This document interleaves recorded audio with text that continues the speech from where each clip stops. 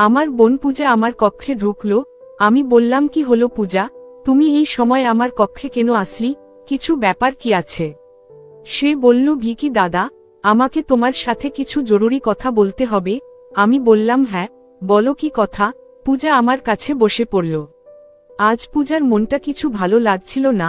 সে নিজের নখ চিবাতে চিবাতে বলল, দাদা, এখন আমরা দুজন ভালো বন্ধু হয়ে গেছি, তাহলে তোমার কি মনে হয়? আমি বললাম, পূজা, আমি কিছু বুঝতে পারছি না। আমি বুঝতে পারছিলাম না যে পূজার মনে কি চলছে, তবে আমি চাইছিলাম যে সে নিজের মুখে যেটা বলবে সেটা যেন আমার মনের মতোই হয়। আমি বললাম, পূজা, তুমি সত্যি সত্যি বলো, তুমি আসলে কি বলতে চাও? পূজা উঠে দাঁড়ালো এবং ঘরের মধ্যে এদিকে ওদিকে হাঁটতে লাগলো। সে বলল, আমাকে কেমন লাগে তোমার? আমি বললাম, তুমি অনেক সুন্দর। পূজা বলল, আমাকে দেখে তোমার কিছু করার মন হয় না? আমি বললাম, পূজা, তুমি জানো তুমি কি বলছো? তখন পূজা বলল, দাদা, এটা সত্যি। পূজার কথাগুলো আমাকে কিছুটা বিভ্রান্ত করে ফেলেছিল। আমি তার দিকে তাকালাম, সে আমাকে গুরুতরভাবে দেখছিল। তার চোখে একটি অদ্ভুত ঝলক ছিল। আমি বললাম, পূজা, এই কথাগুলি ঠিক না। আমরা একে অপরের ভালো বন্ধু, আর এই সম্পর্কের একটি সীমা রয়েছে। সে কিছুক্ষণ চুপ রইল, তারপর বলল, দাদা, আমি জানি তুমি আমার সম্পর্কে ভাবো, কিন্তু তুমি ভয় পাচ্ছ। আমি চাই তুমি সত্যিটা মেনে নাও। আমি গভীর শ্বাস নিলাম এবং বললাম, পূজা, বন্ধুত্বের একটা মর্যাদা থাকে, আমি চাই না আমরা সেই সীমা ছাড়িয়ে যাই। সে আমার কাছে এসে বলল, কিন্তু তুমি কখনো কি ভেবেছ না আমরা একে অপরের জন্য কিছু বিশেষ হতে পারি? আমি তার চোখে তাকিয়ে বললাম, পূজা, এটা ভুল। আমাদের মধ্যে যে বন্ধুত্ব আছে তা খুব মূল্যবান, আমি এটা হারাতে চাই না। সে কিছুটা হতাশ হয়ে পিছনে সরে গেল। গভীর শ্বাস নিয়ে বলল, হয়তো তুমি সঠিক বলছো, হয়তো আমি অনেক বেশি ভাবছিলাম। আমি তাকে সান্ত্বনা দেওয়ার চেষ্টা করলাম, পূজা, আমাদের মধ্যে যা আছে তা খুবই বিশেষ, কিন্তু কিছু সীমা আমাদের ঠিক করতে হবে। সে হাসি দিয়ে বলল, হয়তো তুমি সঠিক বলছো দাদা, বন্ধুত্বই সবচেয়ে মূল্যবান সম্পর্ক। তারপর সে কক্ষ থেকে চলে গেল এবং আমি ভাবতে থাকলাম, যা ঘটেছে তা ঠিক ছিল। পূজা চলে যাওয়ার পর আমি কিছু সময় চুপচাপ বসে রইলাম। তার কথা মাথায় ঘুরছিল। কি সে সত্যিই কিছু আর চাচ্ছিল, নাকি এটা শুধুই একটা ভুল ধারণা ছিল? আমি নিজেকে শান্ত করলাম এবং ভাবলাম, যা হয়েছে তা ছেড়ে দিতে হবে। হয়তো পূজা অনুভূতির দিক দিয়ে এগিয়ে গিয়েছিল, কিন্তু আমরা সঠিক সিদ্ধান্তই নিয়েছিলাম। পরের দিন যখন আমি পূজার সাথে দেখা করলাম, পরিস্থিতি কিছুটা অদ্ভুত ছিল। সে আগের মতো হাস্যরস করছিল না, তবে আমি বুঝতে পারলাম যে সে স্বাভাবিক হওয়ার চেষ্টা করছে। আমি হাসি দিয়ে বললাম, কেমন আছো পূজা? সে হালকা হাসি দিয়ে বলল, ঠিক আছি দাদা, তুমি কেমন আছো? আমরা আবার স্বাভাবিক কথা বলতে শুরু করলাম, যেন কিছুই হয়নি। কিন্তু কোথাও না কোথাও আমরা জানতাম, সেদিন রাতে যে কথা হয়েছিল তা আমাদের সম্পর্কের মধ্যে একটু পরিবর্তন এনেছিল। দিনগুলো চলে গেল এবং ধীরে ধীরে সেই অদ্ভুত অনুভূতি চলে গেল। আমাদের বন্ধুত্ব আগের মতো হয়ে গেল, কিন্তু এবার আমরা জানতাম যে সেই সীমা আমরা চিরকাল বুঝে নিয়েছি। পূজা এবং আমি কখনো সেই রাতের কথা আর বলিনি। আমাদের সম্পর্ক এখন আরও শক্তিশালী হয়ে উঠেছে, কারণ আমরা একে অপরের অনুভূতিকে বুঝেছি এবং সম্মান জানিয়েছি। সময় গড়ানোর সাথে সাথে আমাদের বন্ধুত্বে স্থিরতা এলো এবং তা আরও গভীর ও বোঝাপড়ায় পূর্ণ হয়ে উঠল। পূজা এবং আমি একে অপরকে সম্মান দিয়ে আমাদের জীবনকে আলাদা আলাদা দিশায় এগিয়ে নিয়ে চললাম।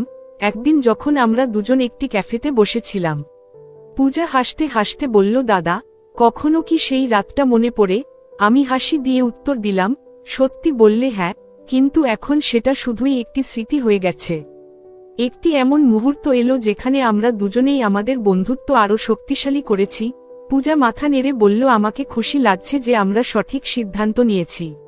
যদি সে সময় আমরা আবেগের বশে চলে যেতাম, তবে হয়তো আজ আমাদের বন্ধুত্ব এই রূপে থাকত না। আমি সম্মতিসূচক মাথা নেড়ে বললাম, আমরা একে অপরকে বুঝেছি এবং সম্মান দিয়েছি। সময় যতই এগিয়ে গেল, আমাদের জীবনে নতুন নতুন ঘটনা আসতে থাকল। পূজার একটি নতুন চাকরি শুরু হলো এবং আমার জীবনও নতুন পরিবর্তনগুলো কাটাতে শুরু করল। একদিন পূজা আমাকে জানালো যে তার বিয়ে হয়ে গেছে।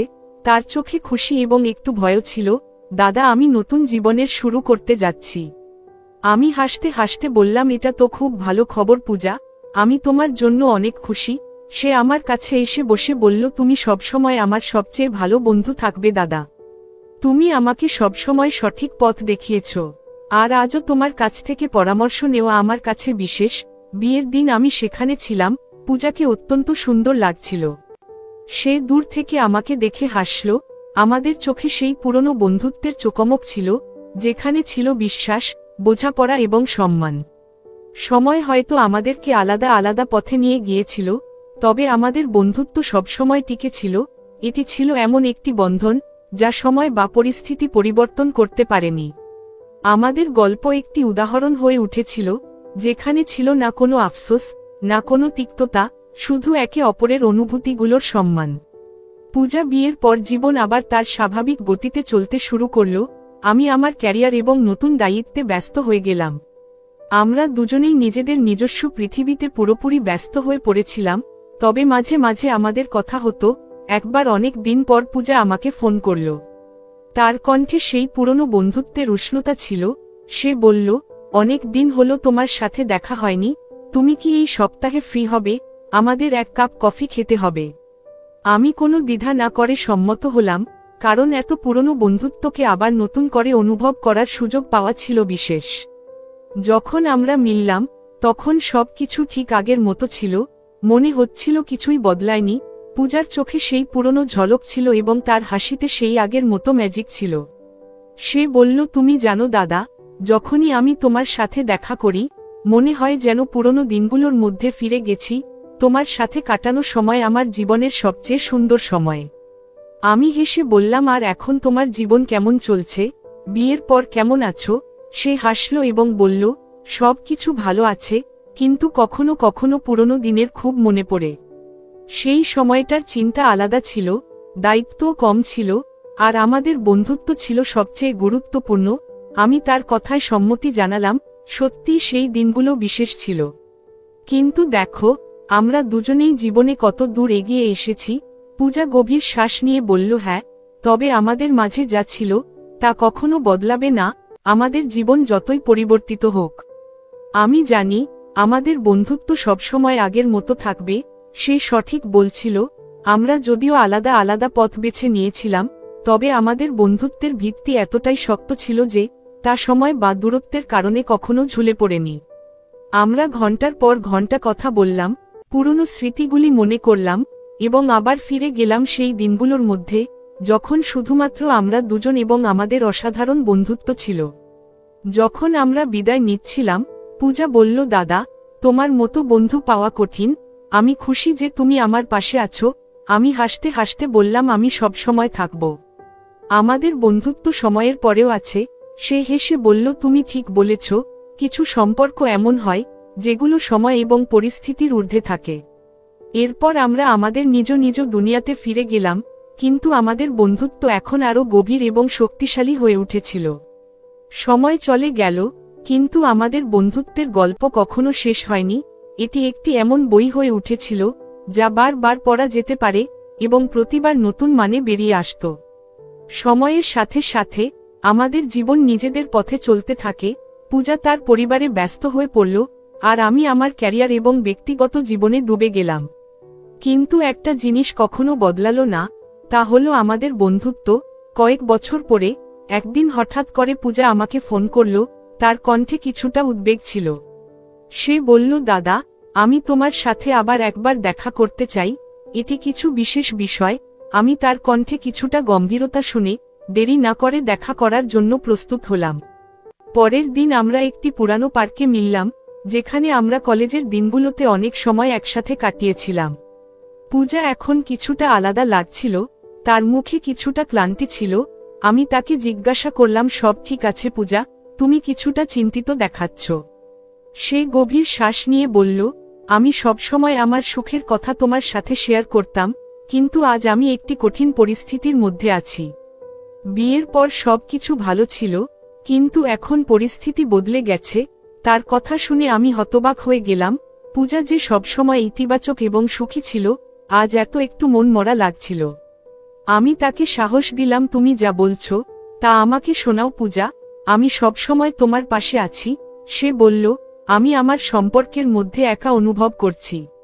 আমি জানি না কিভাবে এগোবো। তার চোখে পানি ছিল, যা হয়তো অনেকদিন ধরে জমেছিল। আমি শান্তভাবে বললাম, কোনো সম্পর্কই পারফেক্ট হয় না। তবে যদি তুমি এতটা একা অনুভব করো, তাহলে তুমি এটাকে গম্ভীরভাবে নিতে হবে। তুমি কি এ বিষয়ে তোমার স্বামীকে বলেছ? সত্যিই আমাদের বন্ধুত্ব আমাদের জীবনজুড়ে এমন অনেক কিছু শিখিয়েছে যা আমরা চিরকাল মনে রাখব।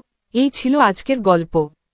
যদি আমাদের ভিডিওগুলি ভালো লাগে, তাহলে লাইক এবং শেয়ার করুন, আর সবার আগে ভিডিও পেতে আমাদের চ্যানেলটাকে সাবস্ক্রাইব করুন, এবং পাশে আসা বেল আইকনটি অল করে দিন। সবাইকে ধন্যবাদ।